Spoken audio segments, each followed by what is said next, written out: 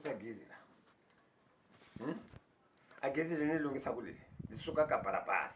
ala jona vana gezi mara va hi lavi loko a ngo hina hi nga ni gezi leti tisaka South Africa a va nga ta swi vulavula sweswi va hi swa ku hina Mozambique ha yiva pembe va tekela vasati va vona nyamuntlha no lunghisa gezi vona va swi koti ku ti endlela va lava ku pfuka va tshama mara hina va tekela vasati va vona hala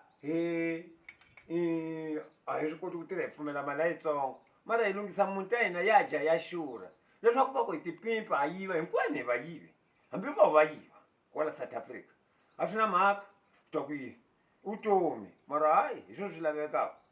se leswi wena masitandi u ngo ni sondzolota lava yini u ngo ni sondzolota lava yini na ku ni lunghisela gezi na mehe ni lunghisela gezi ko u laha u ni lavi loko ni sweka swakudya wa swi lava loko ni xava mpupu wa wu lava na wena eya se ni ta hanya njhani kona swo swi Mozambique lunghisa mahala muti wa mi wu dya yini uMozambique kwanje wo wu tirha ngopfu kunje loko ho famba hina Mozambique u masitandi mpela ku nga sala munhu lowu a mu nge sayi ku ta sala hina ma-South Africa ma-South Africa ku hi swa ku hambi wena u to ta xava xivongo lowu u wa ka manimani u wa ka manimani ku wa ko u wa Mozambique vakokwana va hina va te hi xibalo va ta tswala n'wena